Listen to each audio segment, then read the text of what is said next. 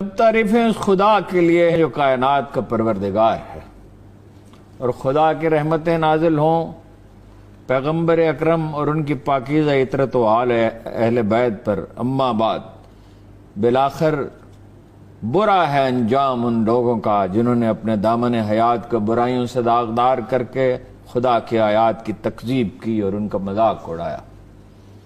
اے یزید، کیا تو یہ سمجھتا ہے کہ تو نے ہم پر زمین کے گوشے اور آسمان کے کنارے تنگ کر دیے؟ دیکھیے فصاحت کیا ہے جی۔ اس حال میں بھی آخر کس کی اولاد تھی؟ کس کی اولاد تھی؟ اور کیا آل رسول کو رسیوں اور زنجیروں میں جکڑ کر دربدر پھرانے سے تو خدا کی بارگاہ میں سرخرو سرفراز اور ہم رسوا ہوئے ہیں؟ کیا تیرے خیال میں ہم مظلوم ہو کر ذلیل ہو گئے؟ العزت للہ جمیعہ، یہ انہیں ادراک تھا کہ ہماری توہین نہیں ہو سکتی، امت میں تکریم ہماری رہے گی، اور خدا کی بارگاہ میں تو ظالم، تو کیا ظالم بن کر تو سربلند ہوا ہے؟ کیا تو سمجھتا ہے کہ ہم پر ظلم کر کے خدا کی بارگاہ میں تجھے شان و مقام حاصل ہو گیا؟ آج تو اپنی ظاہری فتح کی خوشی میں سرمست ہے اور ناک منہ چڑھاتا ہوا مسرت اور شادمانی سے سرشار ہو کر اپنے غالب ہونے پر اتراتا ہے، ہمارے حقوق کو غصب کر کے اپنی غلط سوچ پر مغرور نہ ہو اور ذرا دم لے۔ اسے سوچنے غور کرنے کی یعنی تلقین تو کی، یہی اہل حق کا شیوا ہے۔ کیا تو نے خدا کا یہ فرمان بھلا دیا کہ حق کا انکار کرنے والے یہ خیال نہ کریں کہ ہم نے انہیں جو مہلت دی ہے وہ ان کے لیے بہتر ہے، بلکہ ہم نے ان کے لیے ڈھیل دے رکھی ہے، جی بھر کے اپنے گناہوں میں اضافہ کر لیں۔ دیکھیں یہ رسول اللہ صلی اللہ علیہ وسلم نے فرمایا، قرآن میں بھی یہ ہے، فزادہم اللہ مرضا، اللہ ان کے مرض کو بڑھاتا ہے، انہیں ان کے راستے پہ چھوڑ دیتا ہے۔ ایک عزیز قدسی یہ کہتی ہے کہ آدمی کو اس کے راستے میں آزاد کر دیا جاتا ہے، پھر وہ جو جی چاہے کرتا رہے۔ اے طلقاء کے بیٹے، رحم کہہ کر چھوڑ دیے گئے لوگ جن کو فتح مکہ کے دن معاف کر دیا گیا، کیا یہ تیرا انصاف ہے کہ تو نے اپنی مستورات اور لونیوں کے چادر اور چار دیواری کا تحفظ فراہم کیا ہے، جبکہ رسول زادیوں کے سر برہنہ کر دیا ہے؟ تو نے عصمت کی چادریں لوٹ لی اور ان کی بے حرمتی کا مرتکب ہوا۔ تیرے حکم پر اشقیاء نے، شقی القلب لوگوں نے، رسول زادیوں کو بے پردہ کر کے شہر شہر پھرایا۔ تیرے حکم پر دشمنان خدا و اہل بیت کی پاک دامن مستورات کے سر ننگے ہوئے۔ لوگ رسول زادیوں کے کھلے سر دیکھ کر ان کا مذاق اڑا رہے ہیں، اور دور و نزدیک کے رہنے والے سب کی نظریں ان کی طرف اٹھتی ہیں۔ ہر شریف اور کمینے کی نگاہیں ان پاک بیبیوں کے ننگے سروں پر جمی ہیں، اور رسول زادیوں کے ساتھ ہمدردی کرنے والا کوئی نہیں، اس دربار میں تو کوئی موجود نہیں تھا۔ اس شخص سے بھلائی کی توقع ہی کیا ہو سکتی ہے جو اسی خاندان کا چشم چراغ ہو جس کے بزرگ نے پاکیزہ لوگوں کے جگر چبا کر تھوک دیا تھا، اور شخص سے انصاف کی کیا امید ہو سکتی ہے جس کا گوشت پوش شہیدوں کے خون سے بنا ہو؟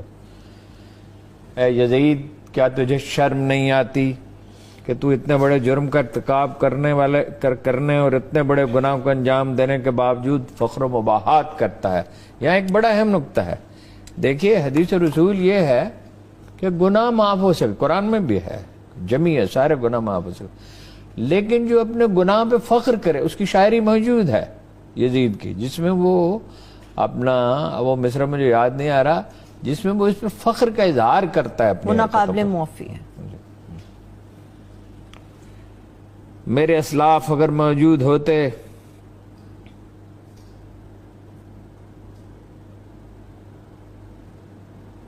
کیا تجھے حیا نہیں آتی کہ نوجوانوں نے جنت کے سردار حسین بن علی بن ابی طالب کے دندان مبارک پر چھڑی مار کر ان کی بے ادبی کرتا ہے؟ اے یزید، تو کیوں نہ خوش ہو اور فخر و مباحات کے قصیدے پڑھے، کیونکہ تو نے اپنے ظلم و استبداد کے ذریعے ہمارے دلوں کو گہرے زخم دیے ہیں، اور شجر طیبہ کی جڑیں کاٹنے کے گنوں نے جرم کا ارتکاب کیا۔ کلمہ طیبہ قرآن مجید کہتا ہے کہ ایک اس درخت کی طرح ہے سچا کلمہ جس کی جڑیں گہری اور ٹہنیاں آسمان کی طرف۔ اس میں بہت ہی، اس خطبے میں بہت سے اشارے ہیں قرآن مجید کی طرف، اور جناب رسالت صلی اللہ علیہ وسلم صرف غور کی ضرورت ہے۔ تو نے عبدالمطلب کے خاندان کے ان نوجوانوں کو تہہ تیغ کیا ہے جن کی عظمت و کردار کے درخشندہ ستارے زمین کے گوشے گوشے کو منور کرتے ہیں۔ سبحان اللہ۔ آج تو نے رسول کو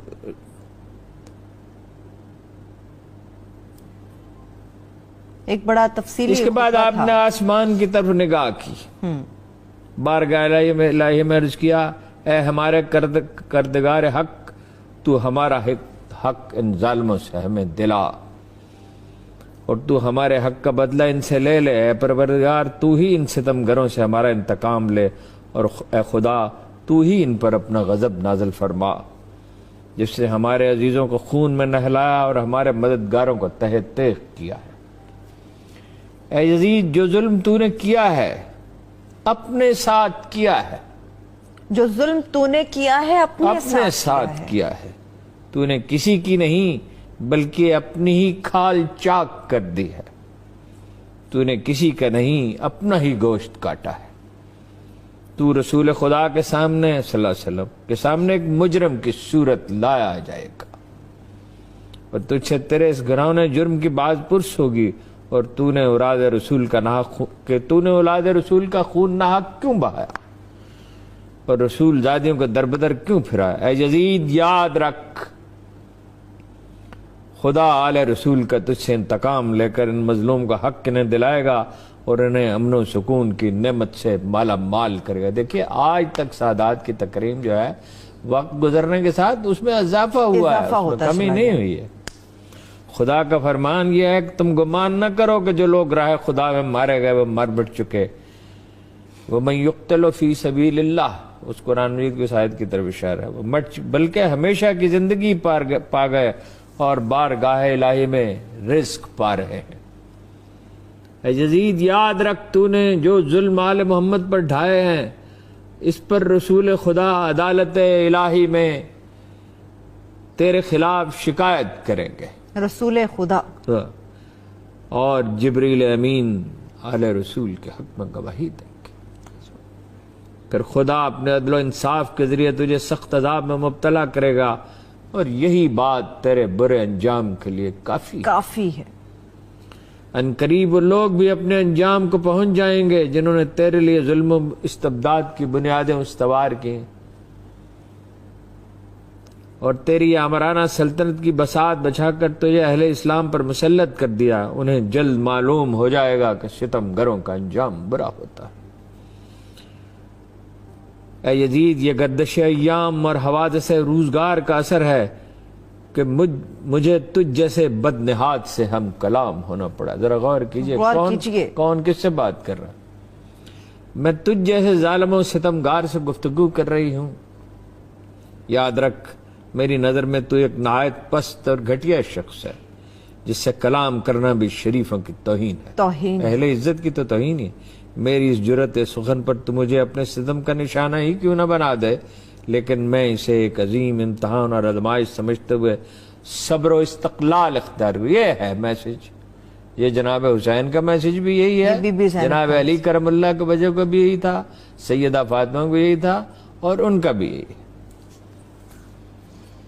تیری بد کلامی اور بد سلوکی میرے عزم و استقلال پر اثر انداز نہیں ہو سکتی۔